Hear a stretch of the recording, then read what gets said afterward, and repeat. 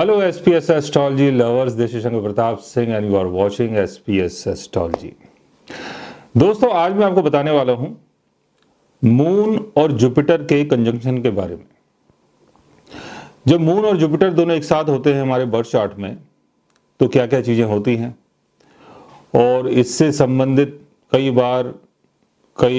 आपके मैसेजेस भी आए हैं, कमेंट्स आए हैं, जिसमें आप लोगों ने तमाम अलग अलग क्वेश्चंस जो पूछे हैं कि मून जुपिटर अगर एक साथ आपके बर्थ चार्ट में है तो क्या होगा, और अगर उसके साथ कोई मैलेफिक बैठ जाता है तब क्या होगा, और उन दोनों के होने से हमारी लाइफ में क्या चेंजेस आते हैं, क्या बदलाव आते हैं, ऐसे तमाम क्वेश्चंस हैं। तो वो सारे तमाम जितने भी क्वेश्चंस हैं वो सारे एक साथ कलेक्ट करने के बाद और उसका पूरा एक चार्ट बनाने के बाद मैं यहाँ पर आया हूँ, और वन बाय वन जितने भी क्वेश्चंस हैं उनको आज हम क्लियर करते हैं। पहला जो क्वेश्चन है वो है, जुपिटर और मून एक साथ हों तो इसका मतलब क्या होता है। देखिए, जुपिटर और मून अगर एक साथ होते हैं आपके बर्थ चार्ट में तो इसका मतलब ये होता है कि आप मेंटली बहुत ज़्यादा पॉजिटिव होते हैं, क्योंकि मून आपका माइंड है और जुपिटर का संबंध ज्ञान से है, नॉलेज से है, पॉजिटिविटी से है। तो आदमी को बहुत ज़्यादा पॉजिटिव बना देते हैं। ऐसे लोग बहुत ऑप्टिमिस्टिक होते हैं, आशावादी होते हैं, और जीवन में इनको कुछ ना कुछ दिखाई देता है कि भविष्य में आगे चल के कुछ बदलाव आएगा, कुछ चेंजेस आएंगे जिससे हमें बेनिफिट मिलेगा, फ़ायदा मिलेगा। तो पॉजिटिविटी इनके अंदर बहुत ज़्यादा होती है। तो इन दोनों का योग आदमी को बहुत पॉजिटिव बनाता है और दिमागदार बनाता है, समझदार बनाता है, ज्ञानी बनाता है, गुणी बनाता है। दूसरा जो क्वेश्चन है वो ये है, क्या जुपिटर और मून एक साथ हों तो गज केसरी योग बनता है। देखिए, जुपिटर और मून अगर एक साथ आपके बर्थ चार्ट में है तो गज केसरी योग तभी बनता है जब इनकी प्लेसमेंट केंद्र भाव में हो, यानी फर्स्ट हाउस में, फोर्थ हाउस में, सेवेंथ हाउस में और 10th हाउस में। आपके मून चार्ट में हो, आपके लग्न चार्ट में हो तो आपके बर्थ चार्ट में गज केसरी योग बन जाता है। और अगर ऐसा नहीं है, इन दोनों की प्लेसमेंट अगर दोस्ताना हाउसेज में है, सेकंड हाउस में है, 11th हाउस में है, 5th हाउस में है, 9th हाउस में है, तो गज केसरी योग नहीं बनता है। तीसरा जो क्वेश्चन है वो ये है, यह दोनों ग्रह एक दूसरे को कैसे अफेक्ट करते हैं। मून हमारा मन है, हमारे अंदर जितने भी अलग अलग जो भाव होते हैं, इमोशंस होते हैं, वो मून के कारण है।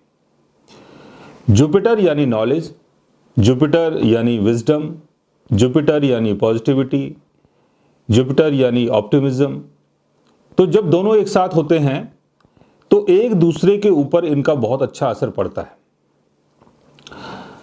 आपका जो मन है उसको ज्ञान की सपोर्ट मिलती है, उसको एक पॉजिटिविटी मिलती है। जब आप अपने मन से आशावादी होते हैं तो जीवन में आप तरक्की कर पाते हैं। जब आप अपने मन में ये सोचते हैं कि जीवन में आगे कुछ नहीं रखा है, सब कुछ खराब हो गया है, बर्बाद हो गया है, अब कुछ नहीं हो पाएगा, तो उससे जो आपकी तरक्की है वो भी रुक जाती है। तो यानी जुपिटर और मून अगर एक दूसरे को सपोर्ट कर रहे हैं तो इसका मतलब ये हुआ कि आपके जीवन में कुछ बदलाव आएगा, कुछ तरक्की आएगी, और इसका जो बेनिफिट है वो मेटेरियलिस्टिक गेन भी करवाता है। क्योंकि जब इंसान आशावादी होता है तो तमाम मेटेरियलिस्टिक गेन भी करता है और जीवन में बहुत तरक्की को हासिल भी करता है। ऐसे लोग मेंटली कैसे होते हैं? क्या इनका माइंड स्ट्रांग होता है?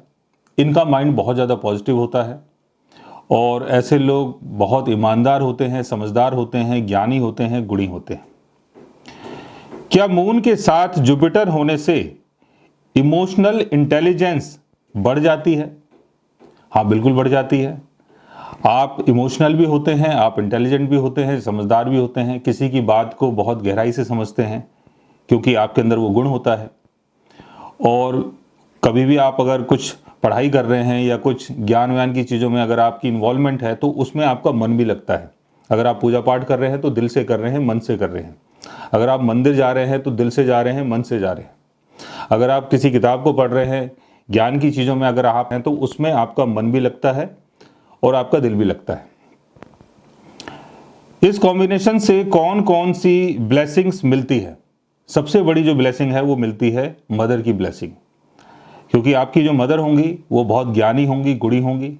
आपकी मदर अगर आपको ब्लेस करती हैं तो उसका बेनिफिट भी आपको जीवन में मिलता है। आपकी मदर कई बार आपको टीच भी करती हैं, आपको तमाम जो ज्ञानवान की चीज़ें हैं उनमें आपकी मदर चाहती है कि आप उसमें इन्वॉल्व रहें, पढ़ाई करें, अच्छे से अपने जो भी संस्कार हैं उसको समझें, तो उसका बेनिफिट भी आपको मिलता है। तो सबसे बड़ी टीचर जो है आपकी मदर होती है और उन्हीं के द्वारा आपको ज़्यादा ब्लेसिंग मिलती है। क्या ये योग इंसान को इंटेलिजेंट और स्पिरिचुअल बनाता है? बिल्कुल बनाता है, क्योंकि जो गुरु है, जुपिटर जो है, उसका संबंध ज्ञान से है। तो ऐसे में इंसान स्पिरिचुअल भी होता है और इंटेलिजेंट भी होता है, क्योंकि गुरु का संबंध ज्ञान से भी है, पढ़ाई लिखाई से भी है और आध्यात्मिक चीज़ों से भी है। क्या फाइनेंशियल स्टेबिलिटी भी इससे आती है? हाँ, बिल्कुल आती है। ये मैं ऑलरेडी पहले बता चुका हूँ कि अगर आपका माइंड बहुत ज़्यादा पॉजिटिव है तो आप आगे जीवन में कुछ ना कुछ हासिल करते हैं और काफ़ी गेन भी करते हैं। मैरिज लाइफ पर इसका क्या इफेक्ट पड़ता है?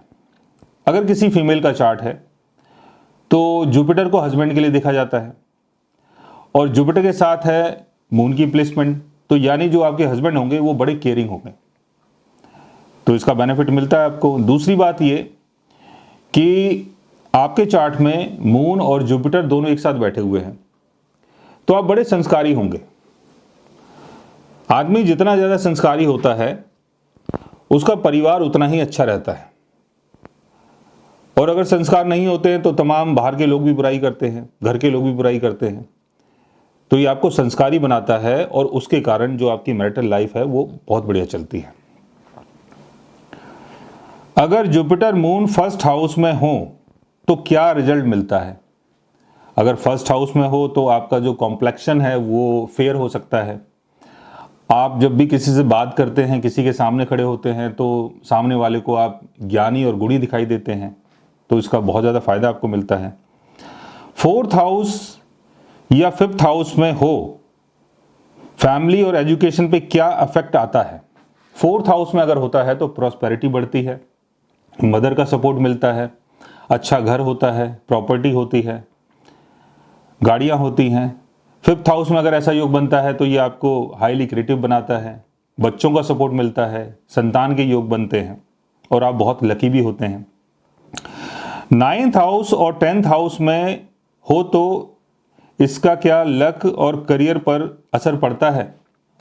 9th हाउस का संबंध भाग्य से, जुपिटर का अपना घर है 9th हाउस, जुपिटर की प्लेसमेंट अगर 9th हाउस में है और अगर मून के साथ वहाँ प्लेसमेंट है तो आप बहुत ज़्यादा भाग्यशाली होते हैं। 10th हाउस में अगर ऐसा योग बनता है तो आपके करियर के लिए बहुत अच्छा होता है और उसमें एक्सपेंशन भी देखने को मिलता है कि जो भी आप काम कर रहे हैं उसमें बढ़ोतरी हो रही है। क्या कंजंक्शन हमेशा पॉजिटिव होता है? ऐसा नहीं है। अगर किसी मैलेफिक ग्रह का असर अगर इसके ऊपर आ जाता है तो वहाँ चीज़ें थोड़ी बिगड़ जाती हैं, और अगर इनका योग दोस्ताना हाउसेज में हो जाए, 6th house, 8th house, 12th house में हो, और मान लेते हैं कि आपका जुपिटर डेबिलिटेशन में है या मून डेबिलिटेशन में है, तब इसका जो असर है वो खराब हो जाता है, यानी उसकी जो पॉजिटिविटी है वो बिगड़ जाती है और नेगेटिविटी शुरू हो जाती है। अगर जुपिटर या मून वीक हो तो क्या ये योग बिगड़ जाता है? हाँ, बिल्कुल बिगड़ जाता है। क्या राहु, केतु या सैटर्न के इन्फ्लुएंस से इस योग का इफेक्ट कम हो जाता है? हाँ, बिल्कुल कम हो जाता है। अगर राहु, केतु, शनि अगर इनके साथ बैठ जाते हैं या इनको देख लेते हैं तो इनका जो रिजल्ट है वो बिगड़ जाता है। जितनी पॉजिटिविटी आपके अंदर होनी चाहिए थी, जितनी ग्रोथ लाइफ में मिलनी चाहिए थी, वो सारी चीज़ें थोड़ी सी स्लो हो जाती हैं और कई बार उसका नुकसान भी हो जाता है। क्या जुपिटर मून कंजंक्शन से पास्ट लाइफ कर्मा का भी कोई कनेक्शन होता है? हाँ, बिल्कुल होता है। अगर इन दोनों का योग आपके बर्थ चार्ट में बन रहा है तो इसका संबंध आपकी पास्ट लाइफ से जुड़ता है। पास्ट में जब आप कुछ अच्छा करके आते हैं तब ऐसा योग बनता है और उसका बेनिफिट आपको मिलता है। ऐसे लोग स्पिरिचुअल इंक्लाइंड होते हैं या प्रैक्टिकल? दोनों ही होते हैं, स्पिरिचुअल भी होते हैं, प्रैक्टिकल भी होते हैं, क्योंकि ज्ञान आपका दोनों तरफ से काम करता है। आपको आध्यात्म की तरफ भी लेके जाता है और आपको प्रैक्टिकल वर्ल्ड में कैसे रहना है, किस तरीके से चलना है, वो सारी चीज़ें सिखाता है। अगर कॉम्बिनेशन वीक हो तो क्या उपाय किया जा सकता है? हाँ, बिल्कुल आप कर सकते हैं। मून अगर आपका वीक है तो मून का उपाय करें, जुपिटर अगर आपका वीक है तो जुपिटर का करें, और दोनों ही वीक है तो दोनों का करें। मून स्ट्रॉन्ग करने के लिए सिंपल रेमेडी क्या होती है? भगवान शंकर की पूजा, शिवलिंग के ऊपर मीठा कच्चा दूध चढ़ाना, ओम मंत्र का जाप करना, प्राणायाम करना, ये सारी चीज़ें आप कर सकते हैं। अपनी मदर की सेवा कर सकते हैं। जुपिटर को स्ट्रॉन्ग के लिए क्या करना चाहिए? पूजा पाठ करें, मंत्रों का जाप करें, गुरुओं की सेवा करें और पॉजिटिव रहें। ऐसे लोग ज़्यादा इमोशनल होते हैं या ज़्यादा इंटेलिजेंट होते हैं? ज़्यादा इंटेलिजेंट होते हैं। क्या ये योग लोगों का दिल जल्दी जीत लेते हैं? नहीं। क्या इससे आप लोगों का दिल जल्दी जीत लेते हैं? हाँ, बिल्कुल जीत लेते हैं, क्योंकि जितने आप ज़्यादा पॉजिटिव होते हैं उतने लोग आपके साथ जुड़ते हैं, लोगों को आपकी जो पॉजिटिविटी है वो अच्छी लगती है। जुपिटर मून वाले लोग टीचर, राइटर या काउंसलर क्या बन सकते हैं? हाँ, बिल्कुल बन सकते हैं। टीचिंग का स्किल इनके अंदर होता है, काउंसलिंग का स्किल इनके अंदर होता है, और कहीं भी अगर आप जाते हैं, बात करते हैं, अपनी बातों को प्रस्तुत करते हैं तो लोगों के ऊपर इसका असर पड़ता है। तो अच्छे टीचर होते हैं, अच्छे काउंसलर होते हैं। क्या ये लोग फेमस भी हो सकते हैं? हाँ, बिल्कुल हो सकते हैं। अगर इसका योग आपके बर्थ चार्ट के फर्स्ट हाउस में है, फोर्थ हाउस में है, सेवन्थ हाउस में है, 10th हाउस में है, और जिस राशि में इसकी प्लेसमेंट है उस राशि का लॉर्ड भी अगर सपोर्ट कर देता है तो ऐसे लोग बहुत ज़्यादा फेमस भी होते हैं। तो ऐसे बहुत सारे क्वेश्चंस थे आपके, जिनका मैं समझता हूँ कि मैंने आंसर दिया है, और ऐसे तमाम क्वेश्चंस आगे भी आएंगे, तमाम अलग अलग ग्रहों के बारे में कि कौन सा योग कैसे अफेक्ट करता है, कैसे काम करता है, उसके बारे में इन फ्यूचर हम आपको अपने वीडियोज़ में बताएंगे। सो गाइस, आज के लिए बस इतना ही। Take care, love you and good bye.